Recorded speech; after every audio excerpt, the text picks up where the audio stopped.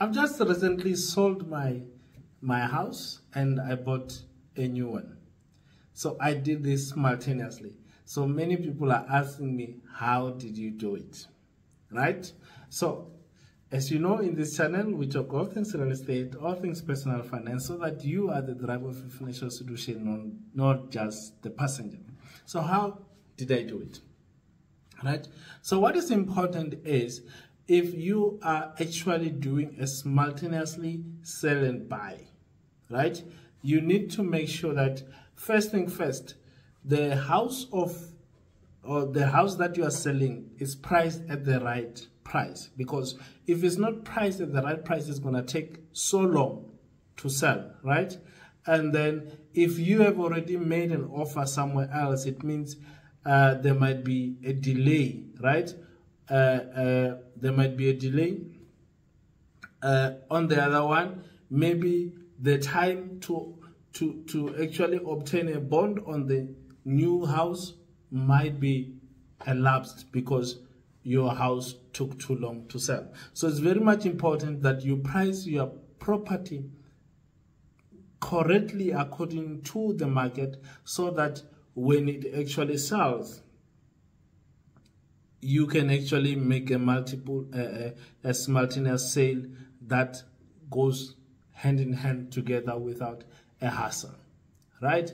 And then another important thing is that you must note that when you put the offer on the house that you want to buy, you must put an offer with a condition to sell your current one, right? You must link them together, right?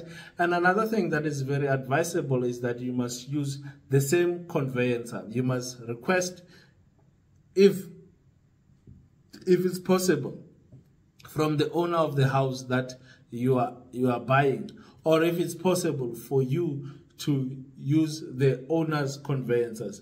However, you come to an agreement, but it's very much important to use the same conveyancer so that they can manage both transactions to move in simultaneously and nicely within each other, so that when they register within the same timing period. Because if the other one is managed by a different lawyer and this one is managed by different lawyers, there will be differences in terms of how they work and everything, and some might be slower than the other, which means that if these ones for the new house are much slower than the one of your house, what it means is that you have to move out, or you will have to pay occupational rent to the new buyer of your house, right? Which is not what you want. You want them to be moving simultaneously so that everything just goes in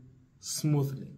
So those are the key important things that, well, I've used while I was doing this transition from selling my old house to my new house. So it's very much important that you just keep it to the basics. Cheers. I'll see you on the next one.